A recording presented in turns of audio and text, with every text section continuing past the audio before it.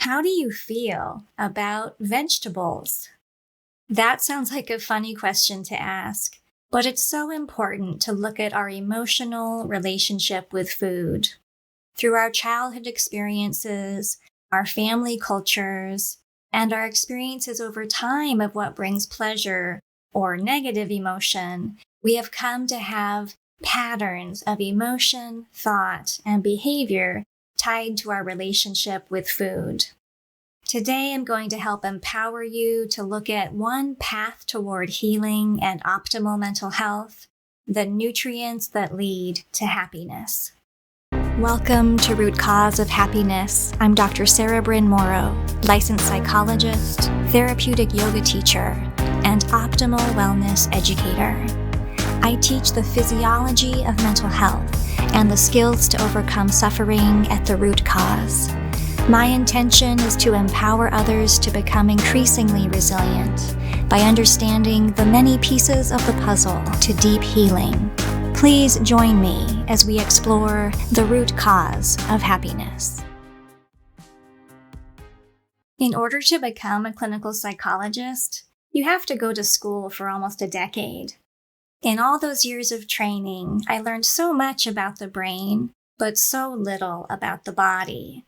The understanding of nutrition and mental health has really just been emerging over the last decade or so. When I finished my PhD back in 2004, there was very little discussion about the role of food and nutrition in addressing mental health. I've been personally studying the field of functional medicine and this emerging field of functional psychiatry over the last 10 to 15 years. As I have learned more about the science of food as medicine and the essential nature of nutrients in helping us have stable, resilient mental health, I've become passionate about helping families learn where they can make small dietary changes to help optimize their overall well-being.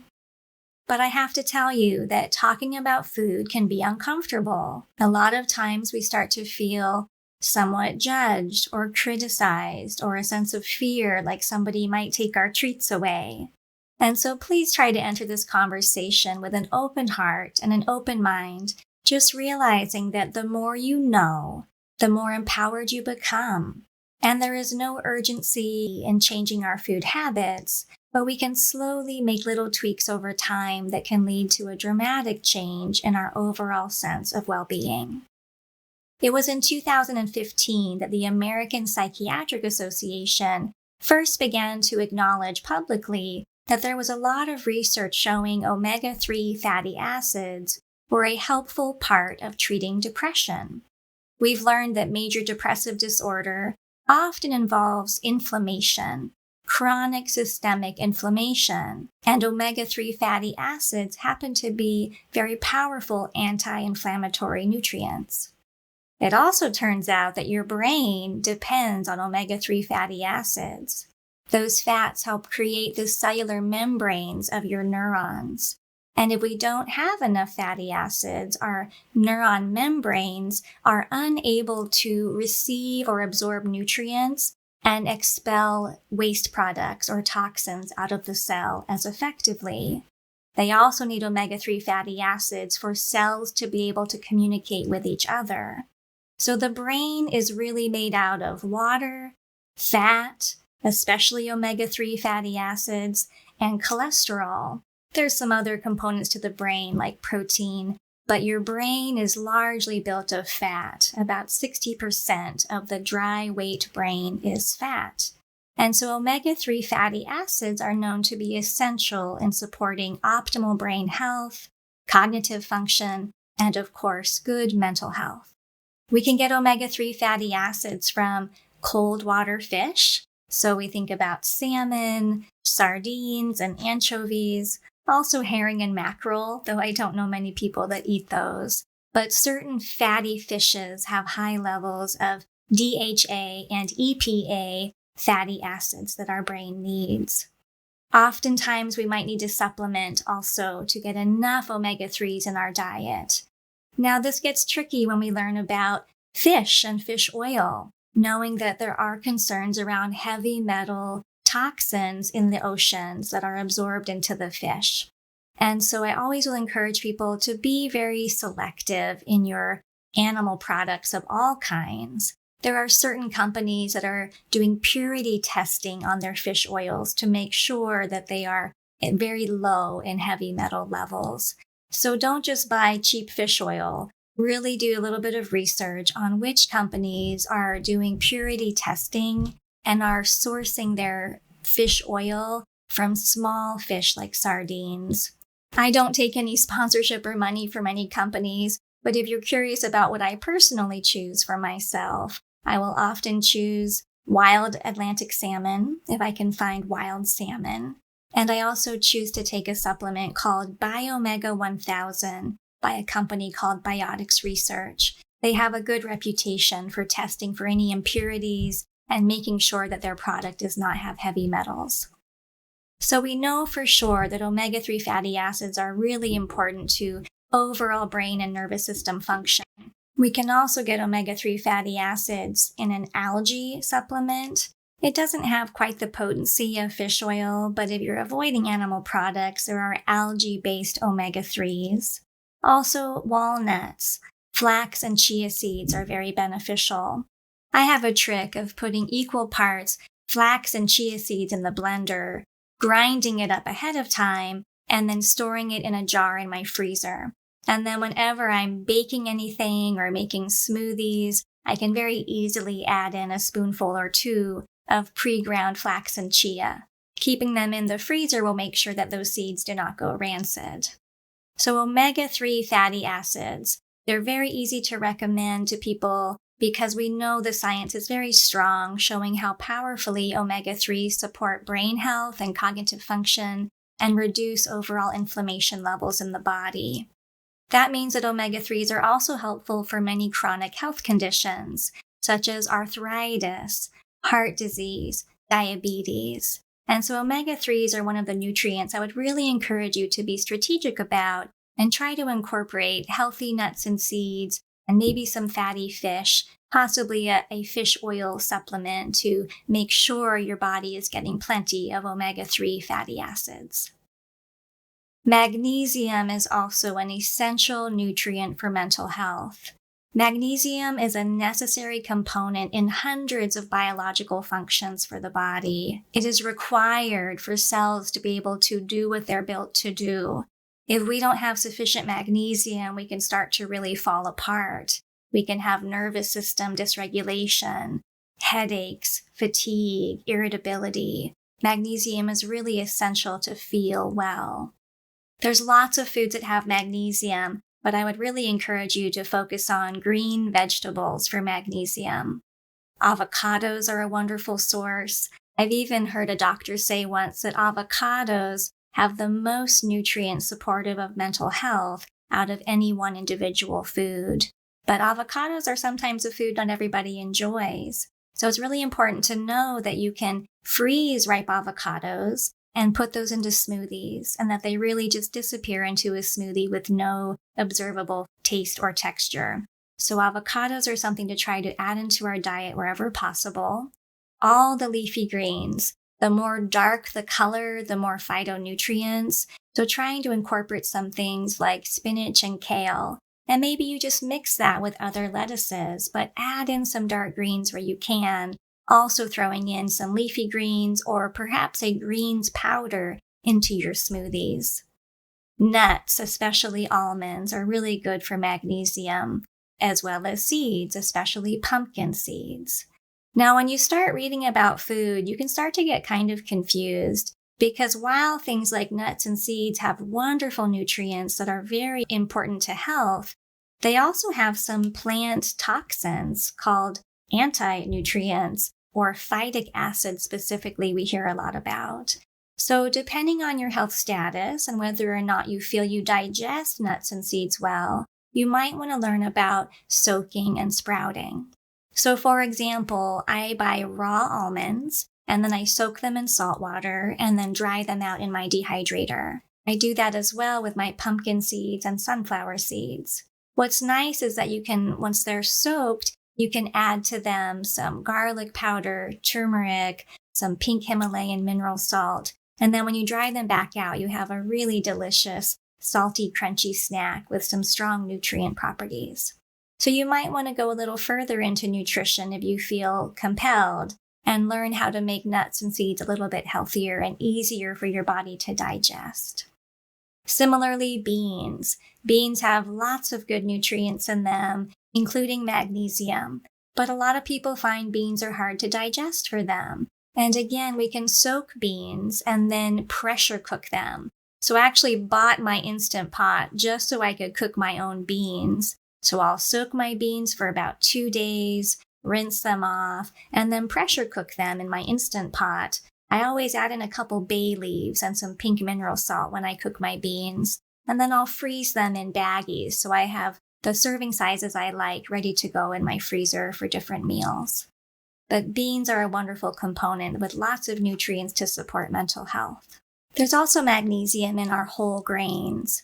Again, grains get complicated when you start really reading about food science. And while grains do have good nutrients, they also have these plant protective toxins that we might want to try to reduce. So when I'm preparing things like brown rice, you might also look up black rice and red rice.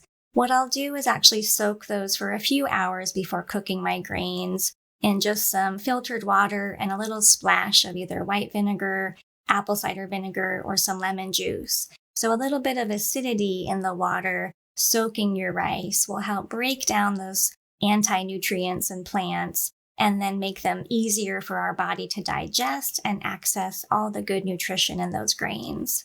So whole grains have magnesium. Also apples. Apples have a whole lot of nutrients in them that are beneficial for our brain health, but we want to use the skins, to leave the skins on the apples. So diversify your apples, perhaps get more than one type, more than one color. Every plant color is representing different phytonutrients. The different colors in our plant foods are going to feed different species of microbes in our microbiome. So that saying of eating the rainbow is so important to guide us in our health journey. Learning how to try out new types of veggies we've never eaten before, experiment with new recipes, trying to diversify the number of different types of plants that we eat. The recommendation for optimal health is to try to eat 30 different kinds of plants each week. That's not true for most Americans. We tend to eat a very limited diet of primarily potatoes, white rice, corn, and soybeans. Those are hidden and added to so many of the foods sold in our country, unfortunately.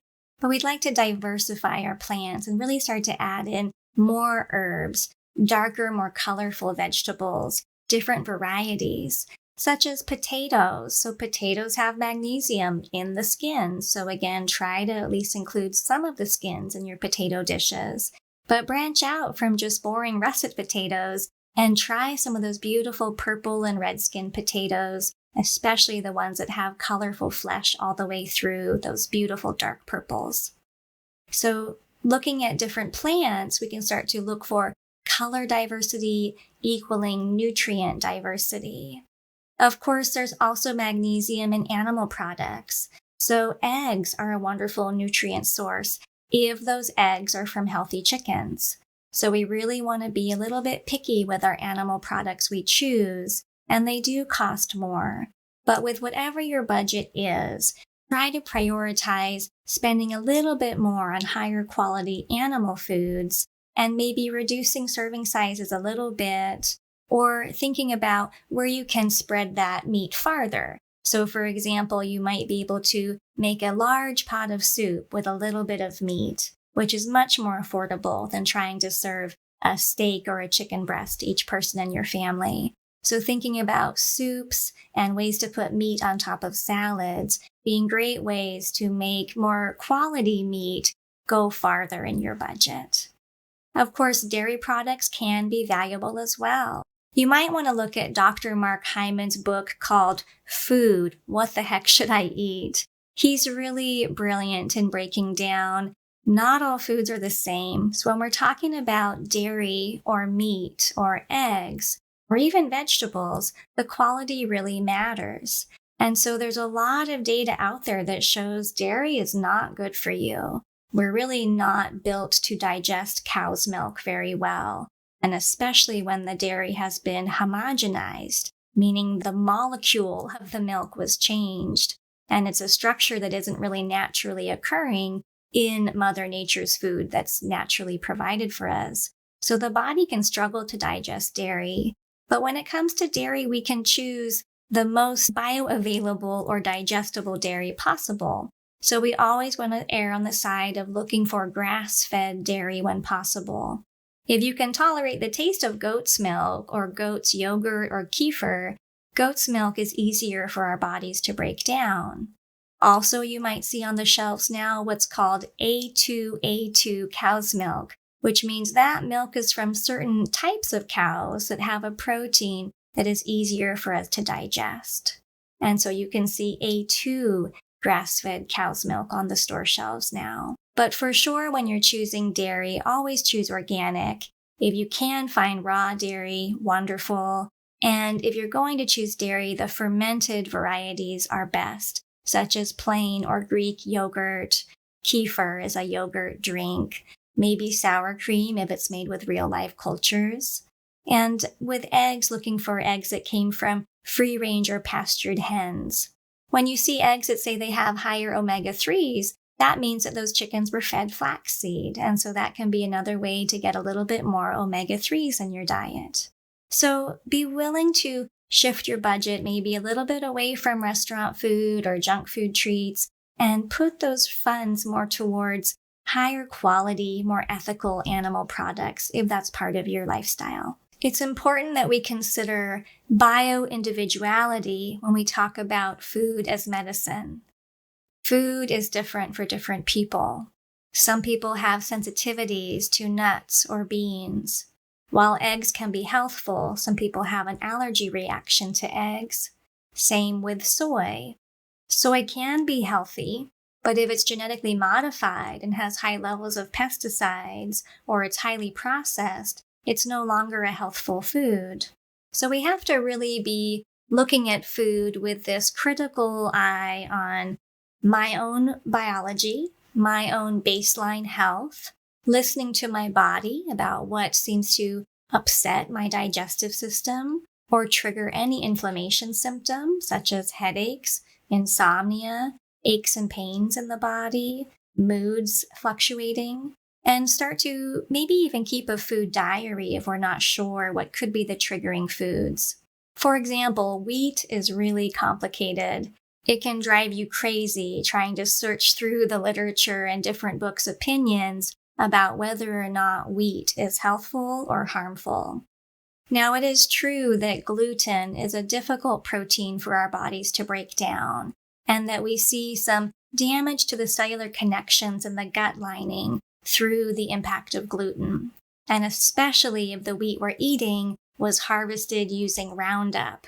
So that's a terrible practice in which they can more quickly harvest a wheat field and have a little bit higher yields by killing the wheat at one time using Roundup.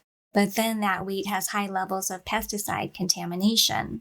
So again, not all food is created equal, and we want to start to be a little bit more selective and picky about the quality of foods that we choose.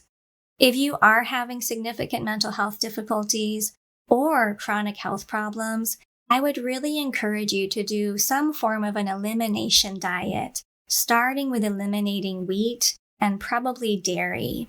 And that would just mean for 3 weeks or so, take a break from those foods completely. The best way to avoid wheat is to focus on smoothies, soups, and salads. I will probably have videos with some very specific recipes or ingredient recommendations to include in those, but it's helpful to think about salads, soups, and smoothies as a way to avoid so many foods that are wrapped in wheat. So taking a break from wheat and dairy can be a great experiment to just see, does that make a difference for me? If it doesn't make any difference in 3 weeks, they're probably not at the root cause of why you're having mental health struggles. You might also consider other potential allergen foods like eggs and soy and taking a break from those. Of course, reducing sugar is always going to be not just a short-term goal to see if you feel better, but we can pretty confidently say that sugar doesn't do us any favors. So the more we can reduce sugar, the better. Having stable blood sugar and helping our insulin and glucose metabolism work well in the body is one of the foundational choices we can make to help our brain be healthy and our mood be stable.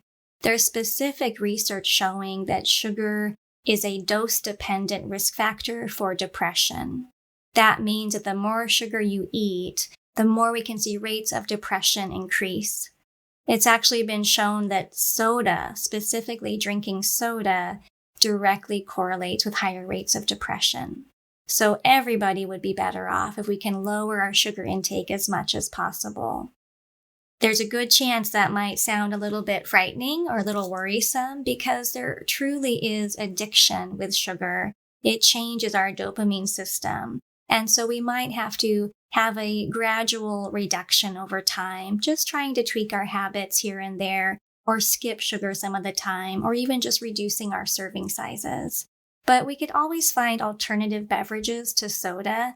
So at the very least, I'd recommend that you try to just eliminate soda as part of your lifestyle. Zinc is an essential nutrient, and zinc can be found in many foods, such as asparagus, eggs, whole grains, dark chocolate, nuts, and seeds. The way that zinc affects our mental health actually has to do with the zinc and copper ratio. This is where it can be really helpful to find a functional medicine doctor that can run the appropriate labs for you to look at your unique body. We're all a little bit different in our biology, and if you're really wanting to be strategic in learning how to help food become medicine for you, starting with some lab work to see where you have nutritional deficiencies or imbalances in your biochemistry can really help you guide the choices you make, becoming strategic in what you add in and perhaps what you avoid in your food choices. B vitamins are a complicated part of mental health, but we know that different B vitamins are essential cofactors needed for the body to be able to create neurotransmitters. There are many different ways we can increase our B vitamins, but it's hard to do if you don't eat any animal products. So again, if you're going to eat meat and dairy, poultry, and seafood, try to be as ethical and selective as you can as far as quality. But regardless, we do know that B vitamins are found in animal products. You can look up a list of different foods that contain B vitamins, but some things to consider would be mushrooms, seaweed, bananas, avocados. Nutritional yeast is a nice way to get some vitamin Bs.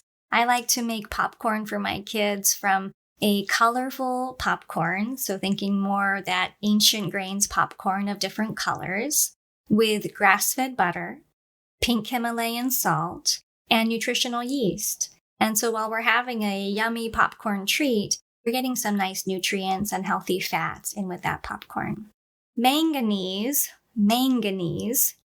is probably a nutrient you haven't even heard of, but we know that manganese is really important for brain function. It's often deficient in children that have autism spectrum disorders and ADHD. Manganese can be found in nuts, seeds, beans, whole grains, and apples. Tryptophan is an amino acid that's a precursor to our body being able to make serotonin and melatonin. So tryptophan is found in poultry, that stereotype of turkey making you sleepy on Thanksgiving. But poultry, meats, eggs, and dairy have tryptophan amino acids. We can also find tryptophan in peas, pineapple, broccoli, mushrooms, nuts, and seeds. So you might be sensing a theme here. We can have some animal products, but ideally animals that were fed a healthy diet. We need a lot of different types of plants in our diet. So all the leafy greens, all the different colors in plants, nuts and seeds giving us so many important nutrients and healthy fats. What are some of our healthy fats we should be eating beyond just omega-3 fatty acids? I would always recommend grass-fed butter and ghee. Ghee is clarified butter, and it's used for higher heat cooking. Similarly, avocado oil. So avocados have all these health properties, but you can also buy avocado oil. It is a clear oil with no smell or taste. It's high heat tolerant. So if I'm going to be pan frying anything, I usually use avocado oil and or ghee. I would also recommend olives and olive oil. So organic olive oil can be a really healthy fat. And when we're eating vegetables, say we're having a salad, we actually want to have some healthy fats with those vegetables. A little bit of olive oil or some kind of healthful fat, even nuts and seeds with our vegetables, is going to make the fat-soluble vitamins in those vegetables more bioavailable to us. So we always would like a little bit of healthy fat with our vegetables if possible, getting more of those nutrients we need from the food. I would really encourage you to start eating as many herbs as possible. Herbs are powerful plants. We don't eat very much of them because they're so powerful and have a lot of flavor and a lot of nutritional value. I really love turmeric. Turmeric has been found through countless scientific studies to have a whole myriad of health benefits. It's also a strong anti-inflammatory and is known to be helpful for mood, the immune system, and overall reducing inflammation. Turmeric seems like it would taste strong, like we think of it as being in curry, but if you have just plain turmeric powder, you can add a little bit of that to a smoothie or to any baked goods, even cookies, and it might turn your food a little bit yellow, but the taste will disappear. So I'm always sneaking in just a little bit of turmeric in almost everything that I cook. Rosemary is another powerful brain herb. Rosemary has been shown to even increase our test scores because it increases alertness and cognitive function. So rosemary is really helpful to keeping the brain alert and preventing things like dementia or cognitive decline. Similar benefits are found with oregano, basil, thyme. All of these herbs are actually leafy greens, and they have strong nutrient properties tied to them. So try to add in herbs wherever you can. Additionally, the allium plant, so that's garlic and onion and the other things like scallions and green onions. Garlic and onion have many nutritional benefits. They also have levels of naturally occurring sulfur, and sulfur is really important in cellular function. And so onion and garlic, as well as all of the cruciferous vegetables, so that would be broccoli, cauliflower, Brussels sprouts, cabbage. All of these foods have some natural minerals that are going to be really helpful to supporting overall bodily health and brain function. We really can't talk about nutrition without addressing the importance of water. Most people do not drink enough water. We often opt for beverages that have caffeine or alcohol, which actually dehydrate us. So we really need to learn a habit of in the mornings, hopefully starting our day with a whole glass of water. You might even learn to put a little bit of lemon juice in your water or something, even a little splash of herbal tea, a little bit of fruit juice, a little bit of something if you don't like the taste of water so you can find it more enjoyable. You might make some sun tea on a sunny day and have your water infused with a bit of green tea or fresh mint or lemon or cucumber. You might add a little bit of fruit to some water. But we really should be putting hydration as one of our top daily choices in using food or beverages to support our mood and sense of well-being. So try to hydrate well.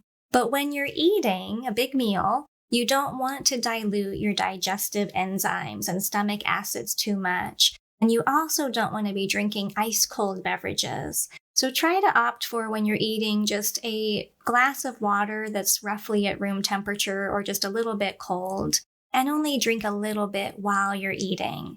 But try to have your beverages before and after your big meals if possible. But throughout the day, choose to drink as much water as you can, and you might move into some herbal teas. Herbal teas are not going to have any of those downsides of caffeinated or sugary beverages, but they're going to offer you additional plant nutrients. There are many different herbal teas that are beneficial for us, but you might consider, if nothing else, trying green tea, which has L-theanine, and L-theanine having lots of health properties studied, including relaxing and balancing the nervous system stress response. I think a lot of people don't care for mushrooms. I really hated mushrooms growing up, but I taught myself as an adult how to enjoy mushrooms. What I've learned is that they just need to be marinated. They need a lot of seasoning to taste great. I actually make sort of a fajita marinade for my mushrooms, including things like some lime, honey, red wine vinegar, oregano, cumin. So trying to make this fajita marinade and soak my mushrooms in there before sauteing them. Mushrooms have incredible health properties, but if you really can't stand mushrooms, you might consider looking into powdered mushrooms in capsules. Or now they're making all kinds of mushroom drinks, like coffee alternatives. They might have a little bit of cocoa powder, so it's like a mocha made with powdered mushrooms. You can also buy powdered medicinal mushrooms in capsule form. But the research on mushrooms being medicinal and overall beneficial, especially for the brain and the immune system, that research is getting really exciting. I would encourage you to try your best to include mushrooms wherever possible. Similarly, we need to talk about fermented foods. So most of us have heard about probiotics, but the research on taking probiotic capsules in pill form is pretty mixed. Some people recommend it, and a lot of people do not. What happens with a supplement in probiotic vitamin form is that we're taking a whole lot of a very limited number of species of bacteria.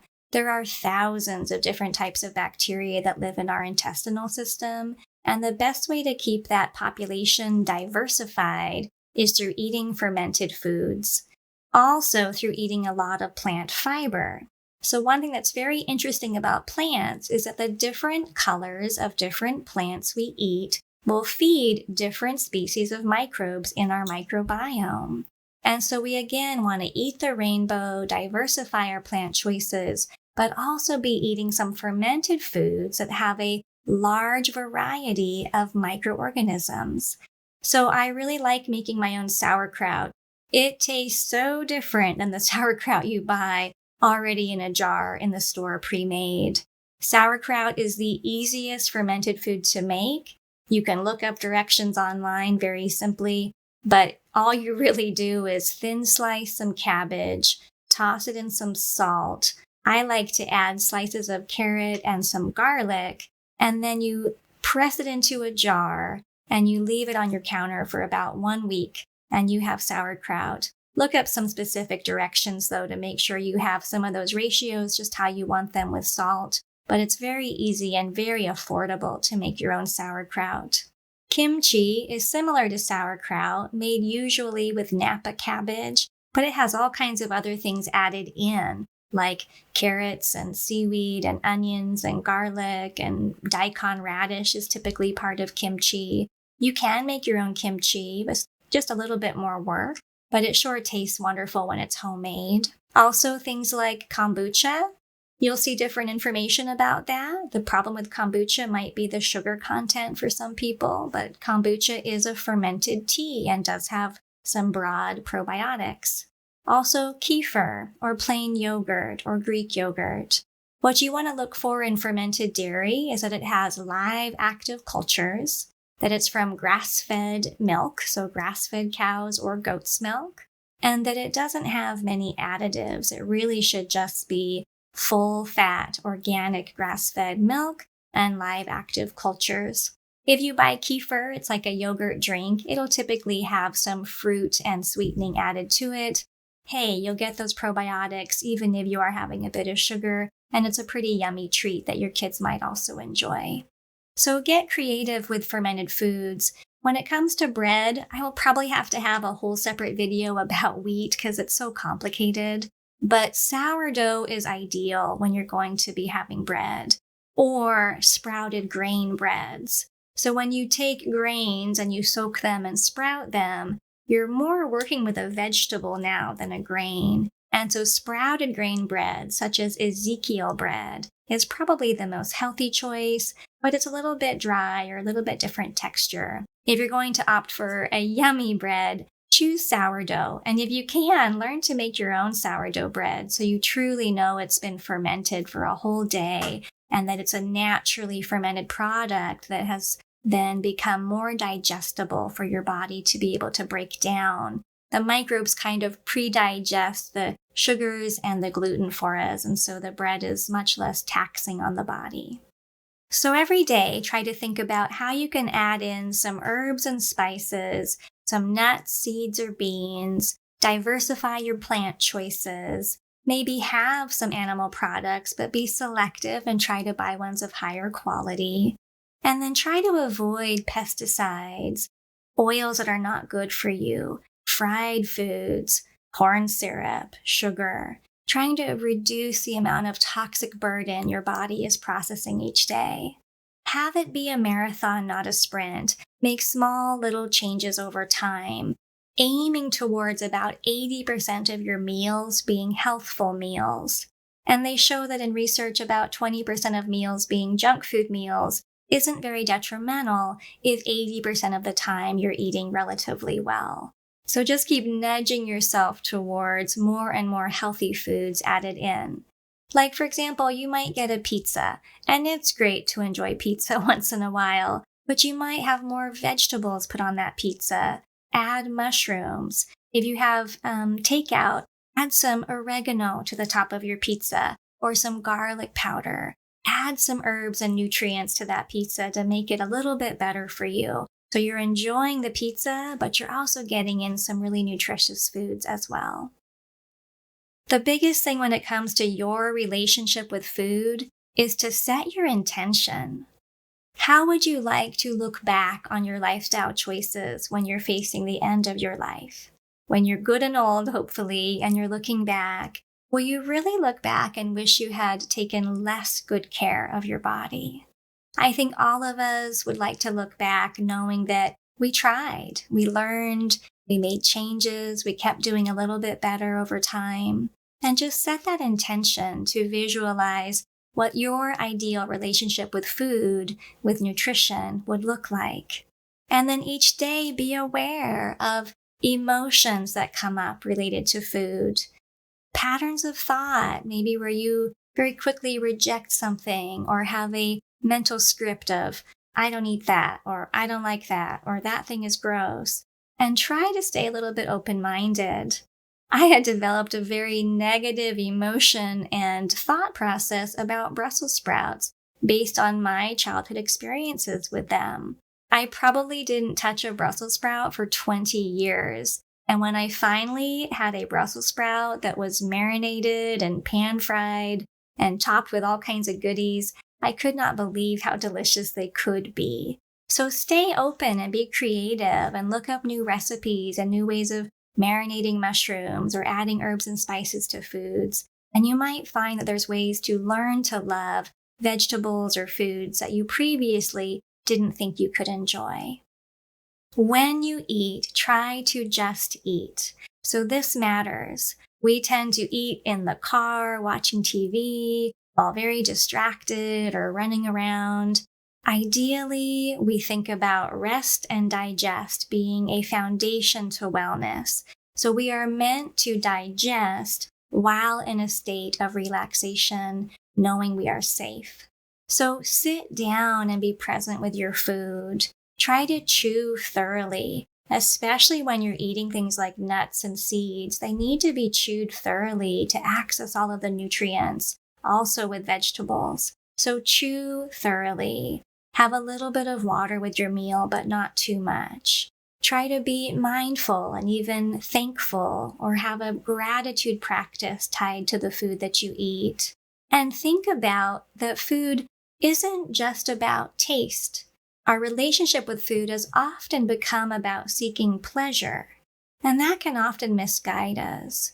So instead, I would like you to start thinking about food as being little bits of information to help your body be able to function effectively. So nutrients really are, if we think about what is a vitamin, a mineral, a fatty acid, nutrients are small packages of information that guide our biology. And so we want to start thinking about food in this way of being excited about the choices we have and how we can choose to truly eat our way towards ever-increasing happiness. Hey, if you stuck with me through this talk today, thank you so much for joining me. I know that it can get a little bit stressful thinking about changing your food habits. Again, be kind to yourself. Realize that we're all living in a time in which it's very difficult to navigate the food system. Even when you're trying to learn and do better, it can get so confusing. And then you hear something from this camp that contradicts something from this food camp, and it can be really frustrating. But just have this overall awareness that I want to eat in a way that Mother Nature intended.